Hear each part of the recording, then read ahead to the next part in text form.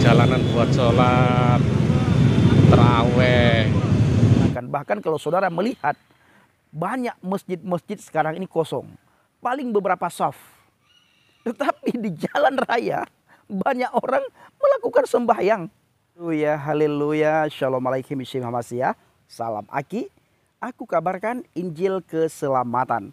Bapak Ibu Indonesia Tuhan, ketemu lagi dengan saya Evangelis Avraham Effendi Usman. Bagaimana kabar saudara semuanya? Haleluya, luar biasa. Nah, sebelumnya saya mengajak saudara semua untuk melihat sebuah cuplikan video berikut ini. Kayak nggak ada masjid aja ini. Jalanan dengan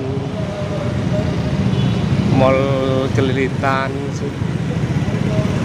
Oh, sholat di jalanan.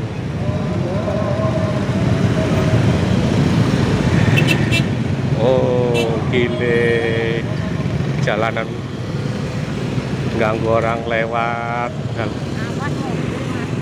Nah, saudaraku para pecinta channel Ijil Habaget, bagaimana tanggapan saudara semuanya setelah melihat cuplikan video yang baru saja saya putarkan?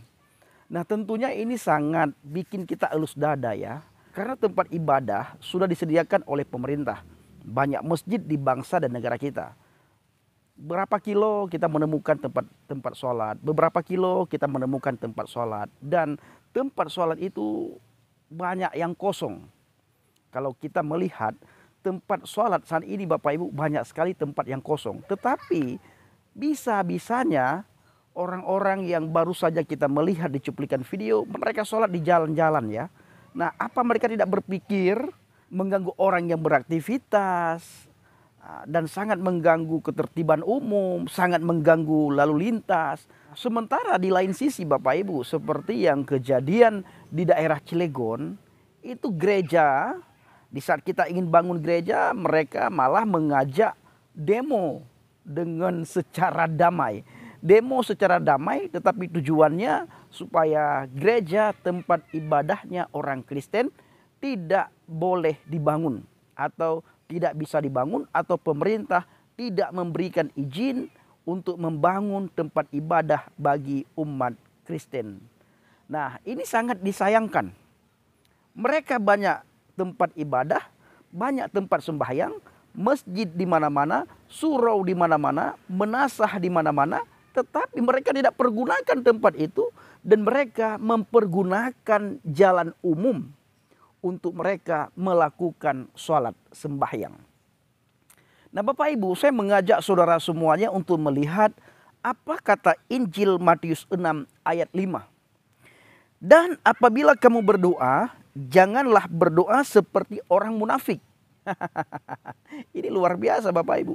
Janganlah kamu berdoa seperti orang munafik. Mereka suka mengucapkan doanya dengan berdiri dalam rumah-rumah ibadat dan pada tikungan-tikungan jalan raya, supaya mereka dilihat orang. Aku berkata kepadamu, sesungguhnya mereka sudah mendapatkan upah. Memang benar Bapak Ibu, kalau kita memperhatikan Injil Matius 6 ayat 5 ini, benar sekali apa yang tertulis dalam Injil. Ketika mereka sembahyang, tujuannya cuma satu, ingin menunjukkan kepada dunia, ingin menunjukkan kepada orang yang lewat, kalau mereka itu adalah ahli ibadat. Kalau mereka itulah rajin berdoa, rajin sembahyang. Padahal belum tentu kekhusyukan itu mereka dapatkan ketika mereka melakukan sholat tarawih di jalan-jalan. Kenapa? Karena sangat mengganggu ketertiban umum itu pertama. Yang kedua juga mereka ketika melakukan sholat pasti terganggu.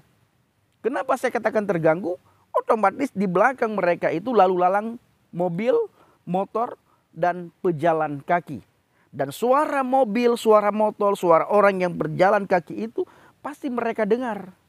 Dan ketika mereka dengar, kekhusyukan itu tidak mereka dapatkan di saat mereka melakukan sholat. Dan ketika kekhusyukan itu tidak mereka dapatkan, secara otomatis sahkah sholat mereka atau tidak? Maka Alkitab perlu kita tunjukkan kepada mereka. Kenapa? Karena Al-Quran juga berkata kepada mereka semua supaya melihat kitab-kitab sebelumnya, belajar kepada kitab-kitab sebelumnya. Dan Allah bukan berkata kepada orang sembarangan, bukan kepada si A, si B, si C, enggak. Tetapi Allah berkata langsung kepada Nabi Muhammad. Wahai Muhammad, kata Allah, kalau engkau ragu-ragu terhadap apa yang aku turunkan kepadamu, bertanyalah kepada ahli kitab, yaitu orang yang membaca kitab sebelummu.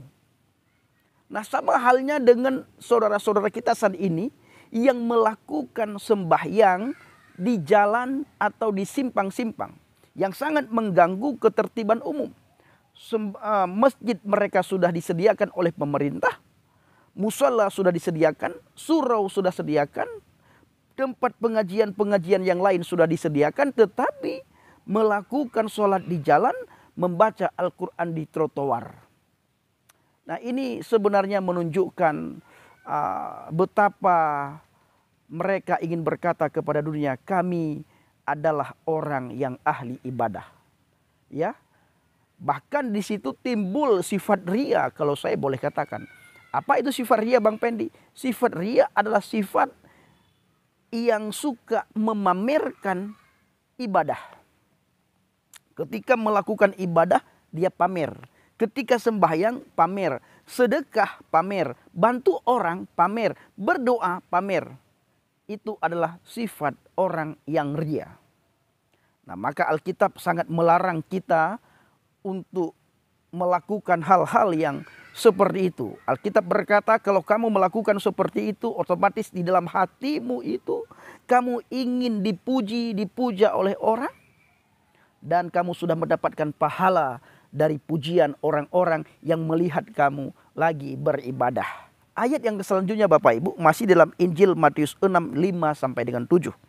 Tetapi jika engkau berdoa, masuklah ke dalam kamarmu, tutuplah pintu dan berdoalah kepada Tuhanmu yang ada di tempat tersembunyi. Maka Tuhanmu yang melihat yang tersembunyi akan membalasnya kepadamu.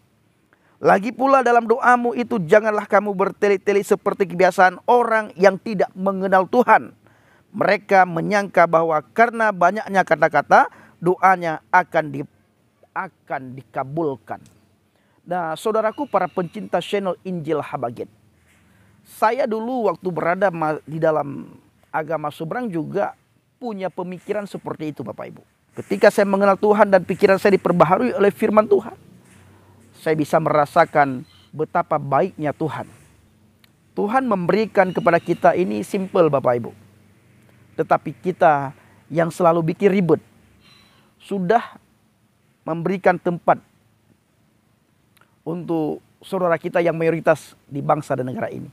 Tetapi tempat itu tidak dipergunakan. Bahkan kalau saudara melihat banyak masjid-masjid sekarang ini kosong. Paling beberapa saf.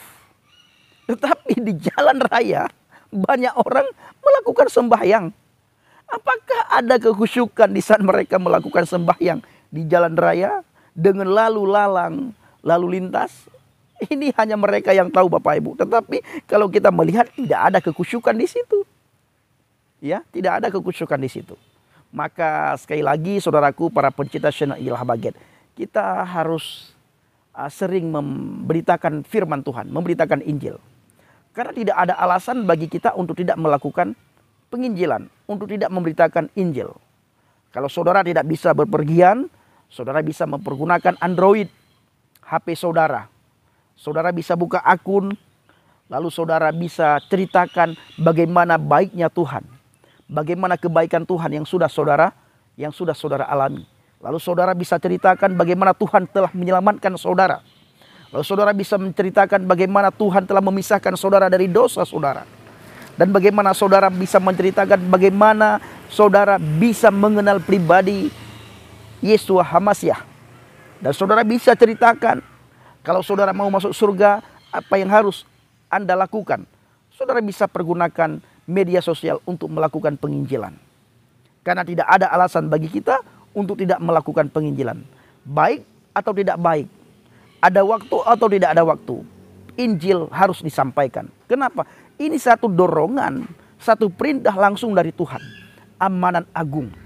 Yang diperintahkan langsung kepada kita semua untuk selalu memberitakan Injil. Agar tidak terjadi hal-hal yang tidak kita inginkan Bapak Ibu. Apa itu? Ya, yang pertama, manusia tidak ada yang jatuh dalam dosa. Manusia tidak berkubang dalam dosa. Ya tentunya nantinya manusia tidak ada yang masuk neraka. Walaupun banyak manusia nanti masuk neraka, tetapi setidaknya dengan kita beritakan Injil, ada orang yang terima Injil, berkuranglah orang yang masuk dalam neraka. Terima kasih, kiranya video singkat ini bisa membuka pikiran kita, bisa menjadi rema bagi kita semuanya, dan bisa menjadi wawasan serta bisa menjadi pengetahuan bagi orang-orang di sekitar kita. Terima kasih. Shalom alaikum bishim hamasiyah. Salam aki. Aku kabarkan Injil keselamatan. Bapa Yahweh bishim Adonai Yesus Hamasiyah. Waruah Kodes memberkati kita semua. Haleluya. Amin.